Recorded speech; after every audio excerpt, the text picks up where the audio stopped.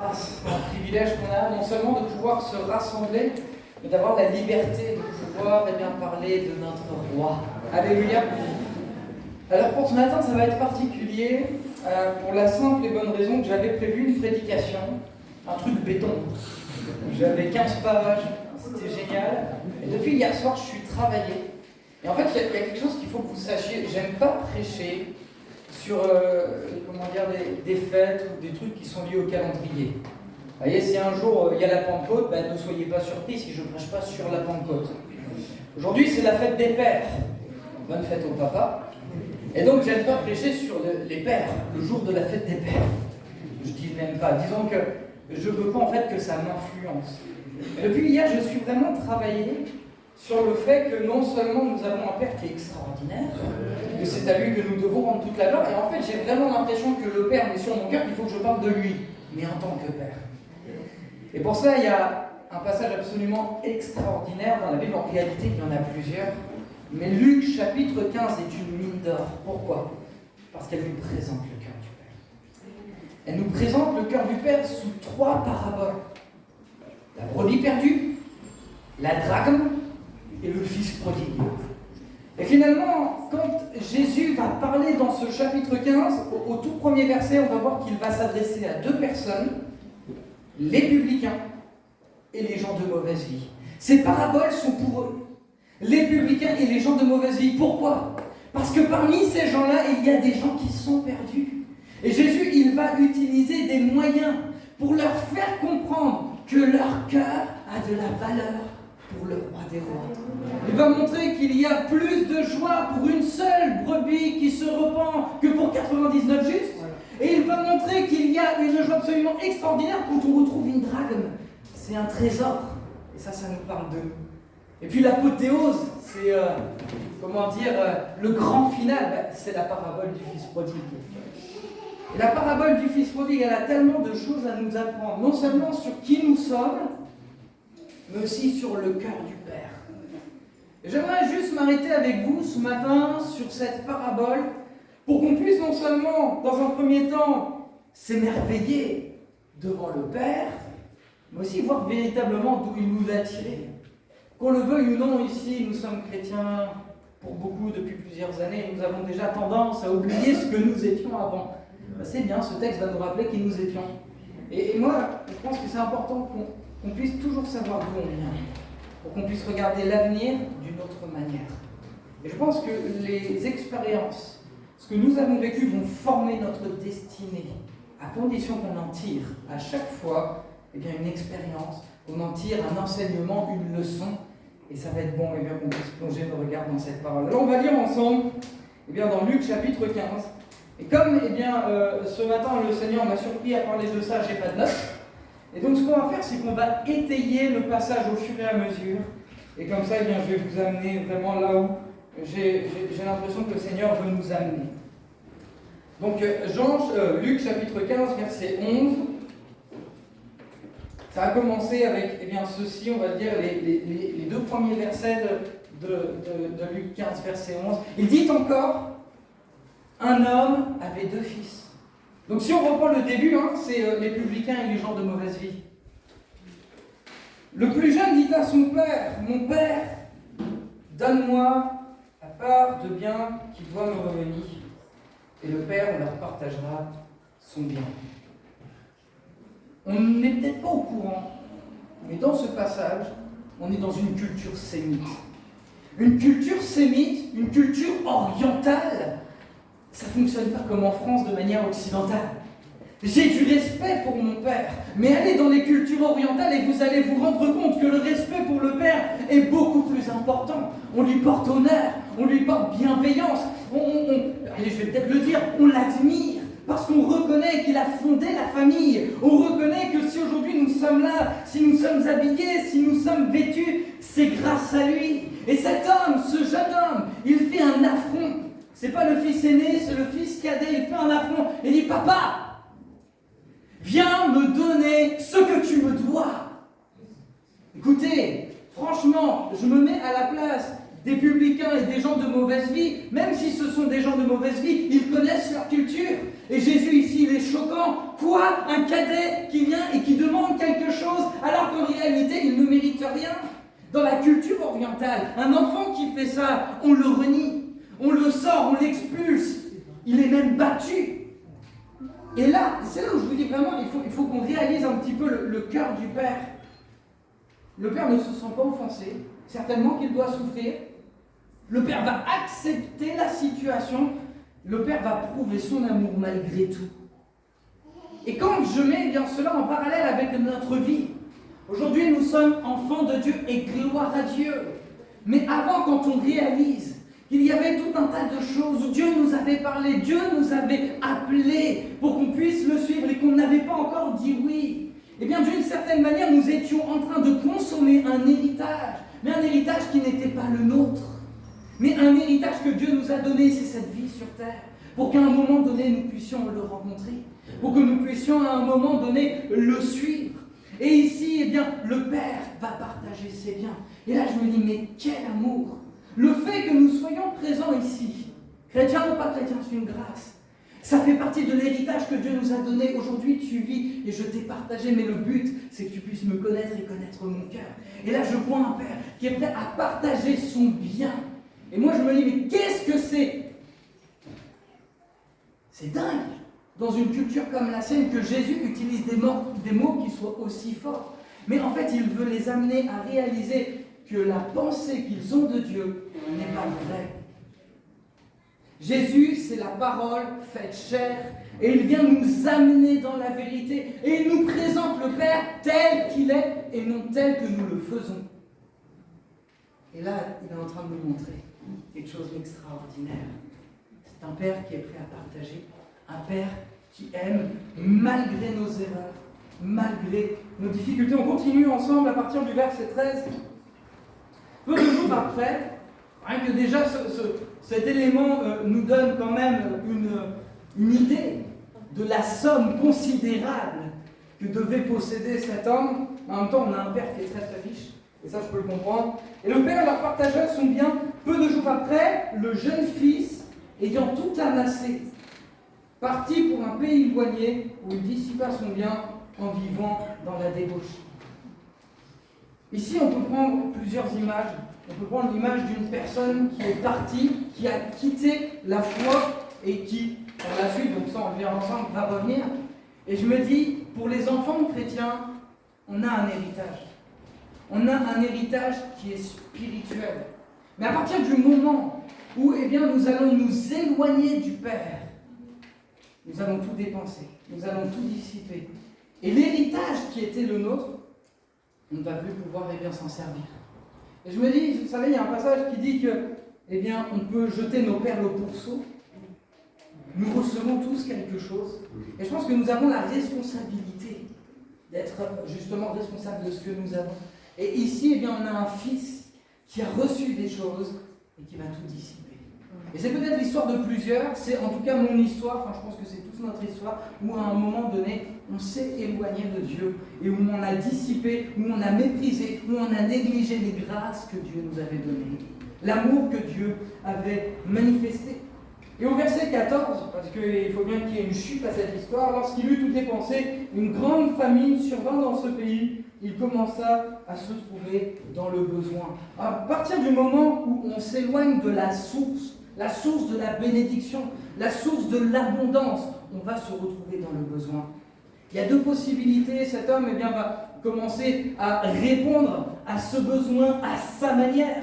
Mais on va tous répondre à ce besoin de cette manière. C'était Blaise Pascal qui disait ceci: il y a dans le cœur de l'homme un vide en forme de Dieu. Quand tu ne vas plus être sous la responsabilité, sous la coupe du Père qui fournit le Père d'abondance, eh bien, tu vas te retrouver dans le besoin. Et à partir du moment où tu vas te retrouver dans le besoin, tu vas commencer à remplir le vide qui est dans ton cœur. Et qu'est-ce qu'il va faire? Mais comme nous tous, à partir du moment où on s'éloigne de Dieu, on va commencer à trouver des solutions. Alors je pourrais extrapoler, j'ai plein d'idées qui me viennent en tête, mais je veux vraiment rester au texte biblique. Mais je me dis, où est-ce que tu vas trouver ton besoin? Il alla se mettre au service d'un des habitants du pays qu'il envoyait dans les champs garder les pourceaux. C'est le verset juste après, le verset 15. Et je me dis, finalement, quand on s'éloigne de Dieu, on tombe bas. On tombe bas. Quand je dis on tombe bas, c'est que là, je pense qu'on ne peut pas faire pire. Vous connaissez un petit peu la culture sémitique. Il va se mettre à garder les cochons. Les khalouf. Il va commencer à les garder. Mais qu'est-ce que c'est humiliant?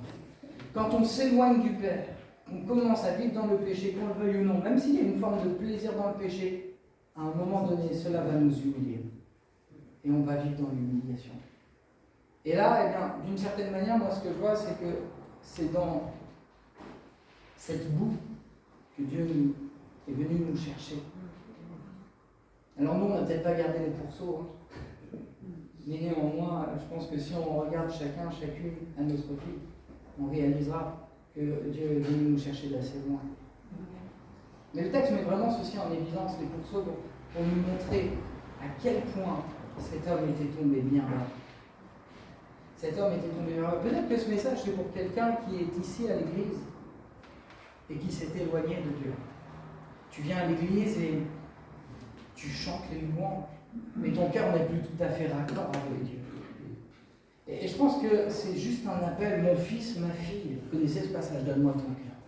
Reviens à moi tel que tu es, même si tu es tombé bas, même si tu considères que tu n'es pas digne, parce que c'est ce qu'il va dire après, moi je t'accueille pour que tu puisses rentrer dans la maison.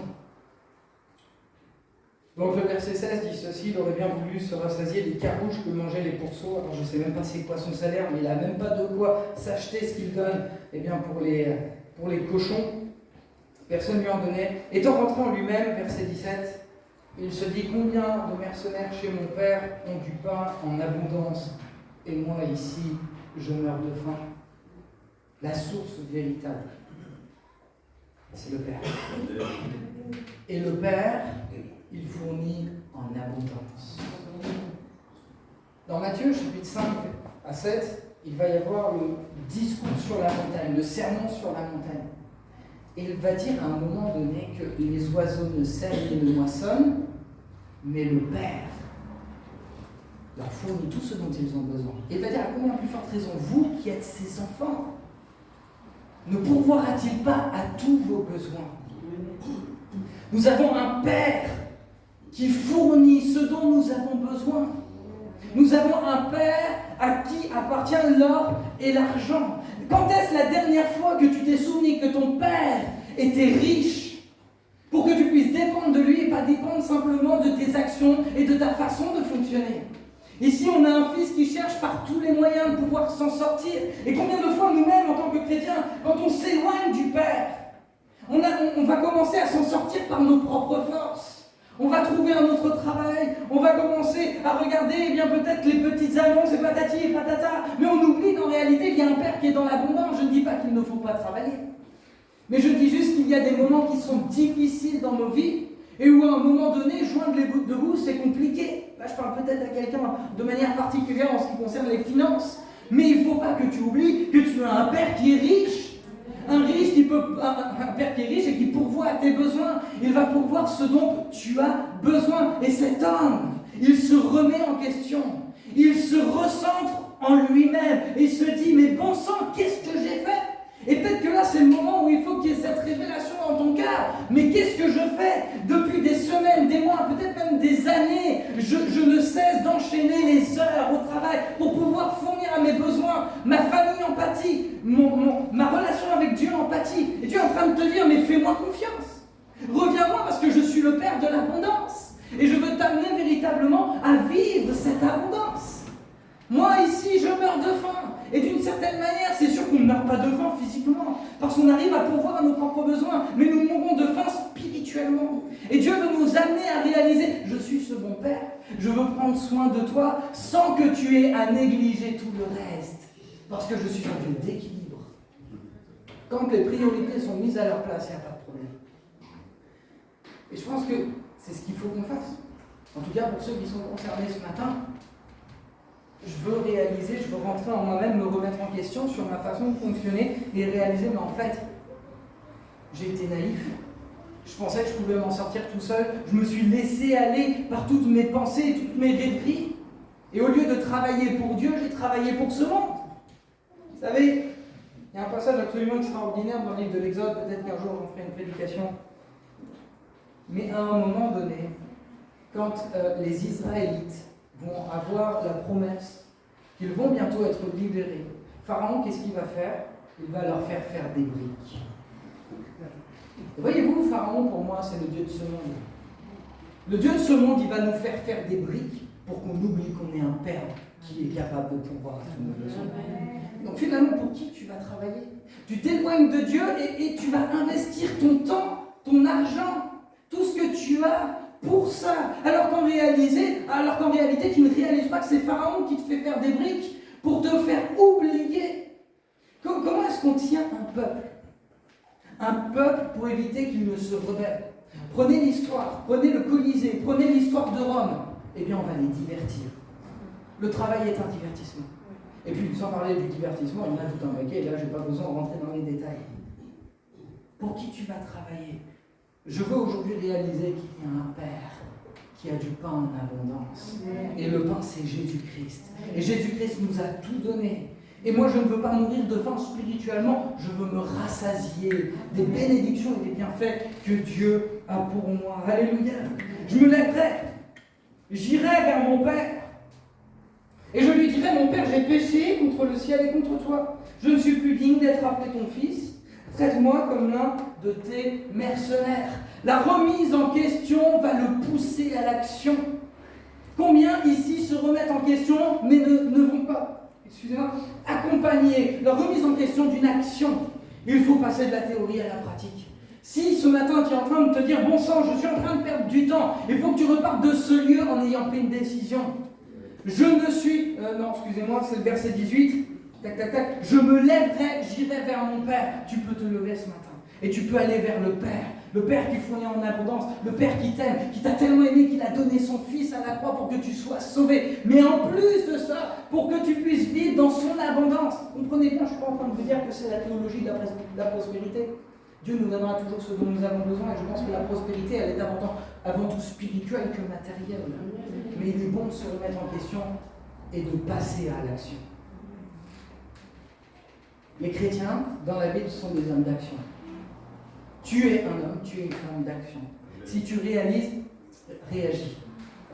Ne remets pas à demain ce que tu peux faire aujourd'hui. Demain sera trop tard. Demain, tu auras déjà oublié. Demain, tu ne seras plus dans cette onction où il y a le Saint-Esprit qui est en train de parler, de toucher ton cœur. Et demain, tu pourras remettre à plus tard encore ce qu'aujourd'hui tu aurais pu faire. Je suis convaincu que nos prises de décision et les choix que nous prenons aujourd'hui ont une valeur importante. La Bible dit que la vie et la mort sont au pouvoir de la langue. Si tu proclames la vie, si aujourd'hui tu dis Seigneur, je veux revenir vers toi, avec ta bouche, avec ton cœur, je ne sais pas comment, mais il va y avoir un impact spirituel. Un impact spirituel dans ta vie, un impact spirituel au milieu de ton activité professionnelle, un impact spirituel à tout niveau. Mais c'est à toi de passer à l'action. Action. Mise en pratique. Verset 20. Il se leva et alla vers son père. Donc ça y est, il a pris la décision, il se lève. Et comme il était encore loin, son père le vit, il fut ému de compassion. Et il courut se jeter à son cou et l'embrassa. Là, c'est l'apothéose. Là, c'est quelque chose qui est absolument extraordinaire. Il était encore loin, son père le vit. Dieu te voit. Dieu voit la réaction. Dieu voit les sentiments de ton cœur. Et ici, il est écrit qu'il fut rempli de compassion. Littéralement, il est remué dans ses entrailles. Je ne sais pas si vous avez déjà été remué dans vos entrailles, mais quand vous êtes bouleversé parce que vous voyez quelque chose que vous n'aviez jamais imaginé se passer. Moi, je me souviens une fois, j'avais fait la surprise à ma petite sœur, ça faisait plusieurs mois qu'on ne s'était pas vus, on est très proches. Et je lui avais fait la surprise pour Noël de pouvoir venir écouter. Elle était tellement bouleversée qu'elle est tombée par terre. Après, je m'en suis voulu parce qu'elle était enceinte et je me suis dit, j'espère qu'il ne va pas y avoir de problème. Mon neveu est né, il n'y a pas eu de souci. Mais remuer dans ses entrailles. Et quand il y a des choses comme ça, soyons honnêtes, ça nous fait quelque chose là. Ça se traduit de manière physique. Et là, Dieu, c'est ce qu'il est en train de de vivre. Le Père, c'est ce qu'il est en train de vivre. Il est rempli de compassion, il est remué dans ses entrailles. Et puis, il est tellement remué dans ses entrailles qu'il va courir. Là, on ne voit plus dans le cadre de la vidéo. Si, c'est bon. Si, mais c'est pas grave, de toute façon, si on ne voit pas. Il va courir, se jeter à son cou et l'embrasser. Écoutez, c'est extrêmement humiliant ce qui est en train de se passer. Parce que dans une culture orientale, le papa, il ne court pas. Le papa, il ne se presse pas. Je me souviens, j'avais beaucoup de Congolais dans mon église, ils me disaient vous n'avez pas le temps, mais nous, on a le temps. et ce papa, il a le temps. C'est un papa d'une culture sémite orientale. Il ne va pas courir. Et en plus de ça, il porte une djellaba. La djellaba, c'est jusque-là, donc si tu cours, tu te croûtes. Vous savez ce qu'il va faire? Il va soulever sa djellaba et il va courir vers son fils. Là où c'est humiliant, c'est qu'un papa ne montre pas une partie de sa nudité. Mais il va être capable de s'humilier pour se jeter au cou de son fils. Ça, c'est l'amour de Dieu. C'est l'amour de Dieu qui n'a pas été à regarder sa propre condition, mais qui a donné ce qu'il avait de plus précieux. Moi, j'aime ce passage dans Philippiens, chapitre 2, verset 5. Christ est venu comme un simple homme. Il n'a pas regardé comme une proie d'être égal à Dieu, mais il s'est humilié. Et finalement, ce passage nous révèle le plan, l'objectif de Dieu.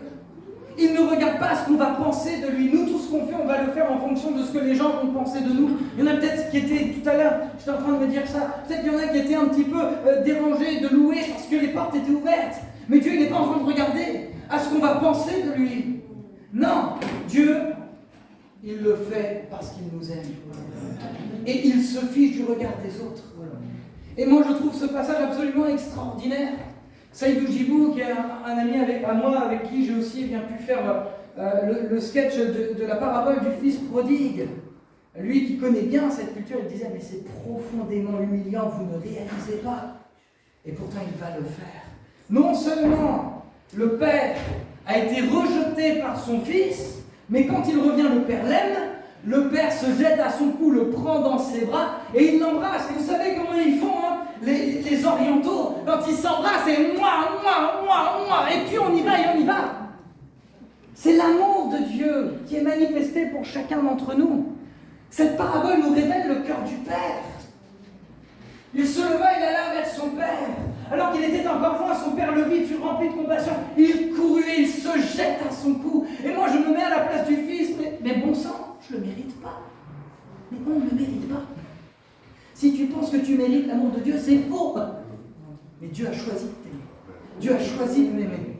Et plus que de m'aimer, il l'a manifesté. Et ça, c'est extraordinaire. Donc le Fils, il avait préparé un petit discours, un peu comme nous tous, hein, quand on a besoin de faire nos excuses.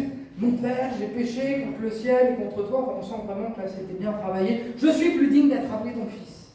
Mais le Père dit à ses serviteurs, verset 22, apportez vite le plus beau vêtement ou la plus belle robe et l'en revêtez. Mettez-lui un anneau au doigt et un soulier, ou alors dans votre version, et des sandales aux pieds. Le Père est en train de réhabiliter son fils au rang de fils. Et ça, c'est extraordinaire. Il y a 3 éléments. Premièrement, le vêtement.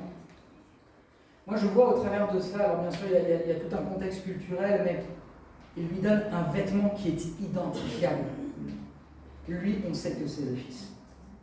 Quand on vient à Christ, quand on revient à Christ, Dieu nous donne un autre vêtement. Si on prend juste le sens symbolique, nous pouvons dire que le sang de Christ nous a revêtus et nous sommes devenus enfants de Dieu. Jean chapitre 1, verset 14. La parole nous a donné le pouvoir de devenir enfants de Dieu, mais qu'elles sont nées ni de la volonté de l'homme, ni de la volonté de la chair, mais de la volonté de Dieu. Un vêtement pour qu'il soit identifiable dans la maison.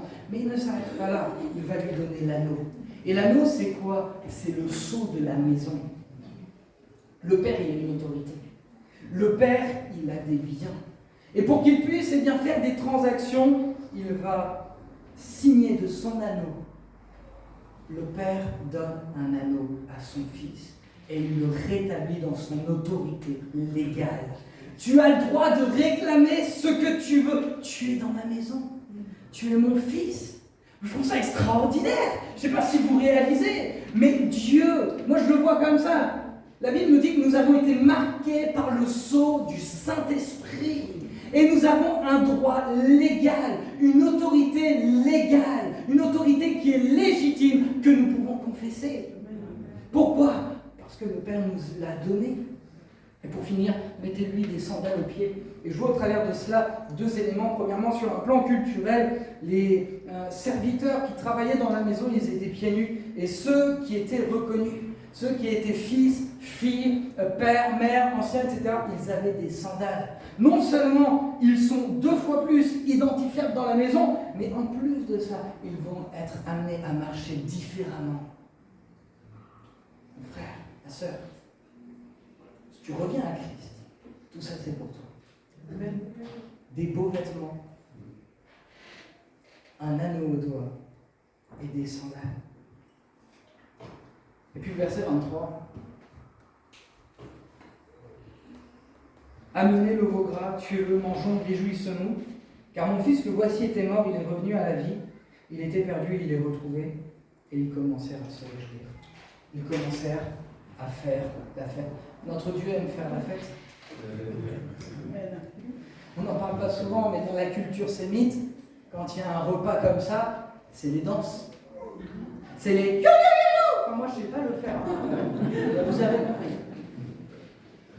Non mais, franchement, c'est un moment de joie absolument extraordinaire. Ce texte nous montre quel est le cœur du Père.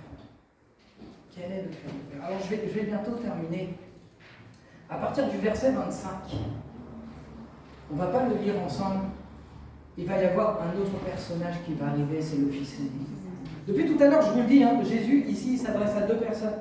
Les publicains et les gens de mauvaise vie. Donc d'une certaine manière, là, le premier, le fils cadet, ce sont les gens de mauvaise vie. Mauvaise nouvelle pour vous, vous étiez des gens de mauvaise vie. Maintenant, vous êtes des fils et des filles. Alléluia. Et puis, il y a les publicains. Parfois, je pense qu'il faut juste se mettre la question, se poser la question.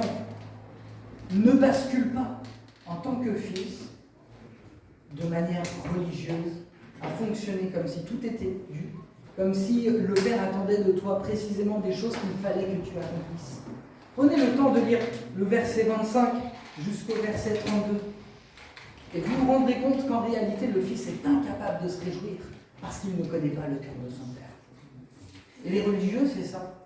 Ils vont juger. Ils vont être incapables de se réjouir parce que pour eux, pour être sauvés, il faut faire ça, il faut faire ça, il faut faire ça. Il faut être réglé. Dieu, au travers de sa parole et au travers de cette parabole, nous montre son cœur tel qu'il est. Et c'est à nous. C'est à nous de l'accepter. Et c'est à nous de veiller sur notre cœur. Pour ne pas basculer, pour être sauvé, pour faire ceci. Non, tu es aimé, c'est tout. Maintenant, oui, c'est sûr, il va y avoir la sanctification. Ça, c'est un autre pan de la relation avec Dieu. Mais si c'est une relation d'amour, la sanctification va se faire sans problème. Parce que je sais pourquoi je le fais. Le plus dingue dans cette histoire, c'est que c'est la seule parabole de toute la Bible qui n'a pas de fin. On ne sait pas comment ça se passe à la fin. On ne sait pas s'il va y avoir une réconciliation entre le fils aîné et le fils cadet. On ne sait même pas ce qui se passe.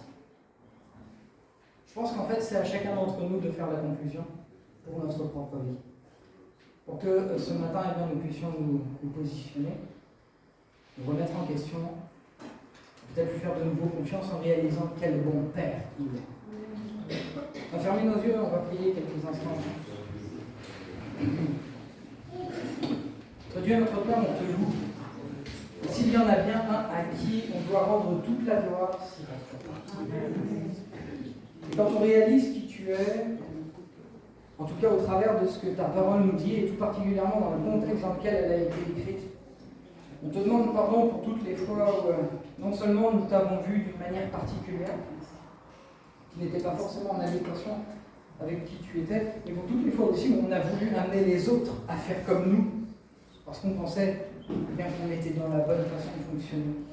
Père, je te remets vraiment chacun et chacune entre tes mains pour que nous puissions vraiment avoir nos cœurs prêts, disposés à te reconnaître comme le Père que tu es. Prêts à être aimés même si on n'en est pas digne. Prêts à être aimés même si nous pensons dans notre cœur que nous ne le méritons pas. Tu as fait le choix de nous aimer et donne-nous de l'accepter. Alors Jésus, je priais pour ceux, pour celles qui sont peut-être éloignés de toi dernièrement et qui ont fonctionné de manière à ce que ce soit par leur propre force qu'ils puissent pourvoir à leurs besoins, qu'ils puissent fonctionner, qu'ils puissent réussir dans tout ce qu'ils faisaient, que ce soit en tant que mère, en tant que père, en tant qu'employé, en tant qu'ouvrier, peut-être en tant que directeur, en tant que personne de responsabilité. Père, on veut réaliser que l'or et l'argent t'appartiennent. Amen. Et toi-même, Jésus, tu vas dire ceci, sans moi, vous ne pouvez rien faire. On veut réaliser, Seigneur Jésus, que tu veux être la source de notre vie, la source de notre joie. Et tu veux rétablir ce matin pour quelques-uns la priorité. Tu veux être la priorité dans leur vie. Alors Jésus, je te loue pour qui tu es. Je te loue pour qui tu es. Et je te bénis pour ce que tu es en train de faire ce matin dans les cœurs. Je te prie, Seigneur Jésus, pour que ce matin, les personnes qui devaient prendre des décisions les prennent. Je te prie, Seigneur Jésus, pour que les personnes qui doivent se positionner ce matin se positionnent ce matin et pas demain. Je prie, Seigneur Jésus, pour que ce matin, on puisse repartir différemment. Parce qu'on réalise quel Père nous avons. Ton nom soit loué, notre Dieu. Amen. Amen. Alléluia. Que le Seigneur soit béni.